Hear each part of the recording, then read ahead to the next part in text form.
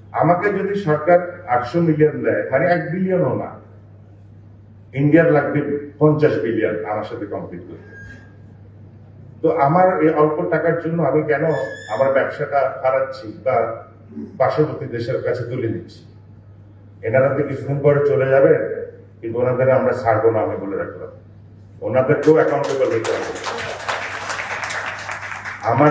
আমার সেক্টর থেকে লিপিবদ্ধভাবে হিসাব কিতাব করে প্রস্তাব পাঠিয়েছি এবং এবার আবার প্রস্তাব পাঠাবো, কি করলে কি হবে না হবে। এটা হয়তো ওনারা আজকে টেবিলে ঢুকে রাখবেন, ড্রয়ারে ঢুকে রাখবেন, কিন্তু ওনারা যখন গদি ছাড়বেন ওনাদেরকেও আমরা কাঠগড়ায় আনাবো। তো 45,000 কোটি টাকা যদি আমাদেরকে ইনজেক্ট করে, আগামী 10 বছরও আমরা এটা তুলে দিতে পারবো, কর্মসংস্থান করতে পারবে, 50 বিলিয়ন ক্রস করবে। কিন্তু এই আপনারা কথায় কথায় বলেন প্রতি বছরে 18 থেকে 20 বিলিয়ন ডলার লুটিং হয়েছে, তো এখন তার হচ্ছে না আপনাদের কথা অনুযায়ী। যদি এখন না হয়ে থাকে, তার 10% আপনি ইনজেক্ট করেন না ব্যবসাতে, সেটা করছেন না কেন? আপনারা করছেন স্টান বাজেট, বিদেশি ইনভেস্টরদেরকে প্লেন ভর্তি করে নিয়ে আসেন, ওরা প্লেনে ওঠার আগেই দেখে যায় যে গ্যাসের দাম 100% বেড়ে গেছে, এই দেশে কি ইনভেস্ট করবো? আরে ওরা প্লেনে ওঠার পরে করেন না, মানে there is no coordination। এখন যেটা দেখতে পাচ্ছি সাম্প্রতিককালে যে তথ্যগুলো আমার কাছে এসেছে, এই যে বিভিন্ন পোর্ট, বন্দর, মেগা প্রজেক্ট সবই বিদেশিদের কাছে দিয়ে দেওয়া হবে, আমার কোনো আপত্তি নেই, ম্যানেজমেন্ট নেই, কিন্তু আপনার যাচাই বাছাই প্রক্রিয়াতে থাকতে হবে। সবই আনসলিসিটেড হচ্ছে, গোপনে হচ্ছে। তাইলে এই সরকার তো একটা ব্যবসা করে যাচ্ছে যা মনে হচ্ছে, এবং এগুলো এক একটা 20 বছর, 30 বছর, 50 বছরের চুক্তি, চাইলে ওগুলো থেকে বেরিয়ে আসতে পারবেন। এবং ফার্স্ট রাইট অফ রিফিউজাল তাদেরই থাকবে যখন আপনি রিনিউ হবে। এবং এগুলো তথ্যগুলো আসবে, খুব সাম্প্রতিককালে আসবে এবং আসতেছে। একদিনে 3 মন্ত্রণালয় থেকে একটা প্রপোজাল পাস হয়, এত দ্রুত তারা।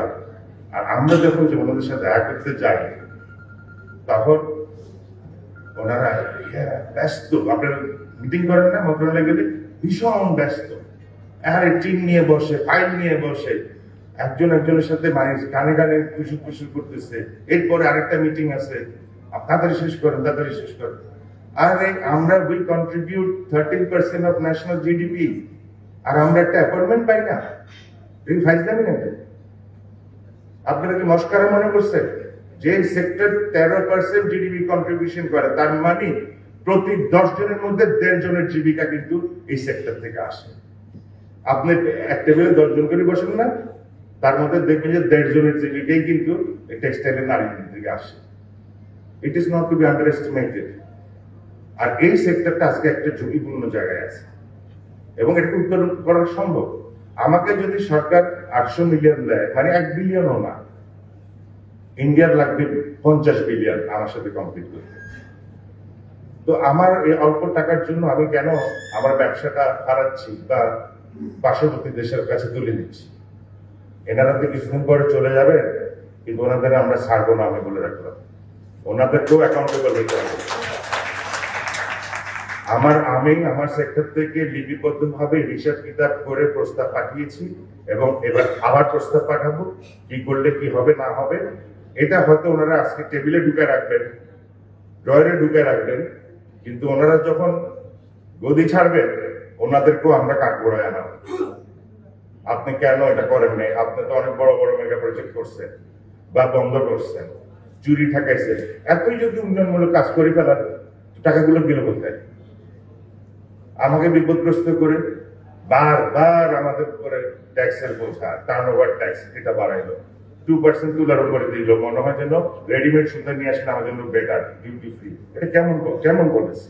রিভার্স, মানে আমি প্রমোট করতেছি আরেক দেশের পণ্যকে, তারপরে এখন আমাদেরকে 37.5% কর্পোরেট ট্যাক্স দেওয়া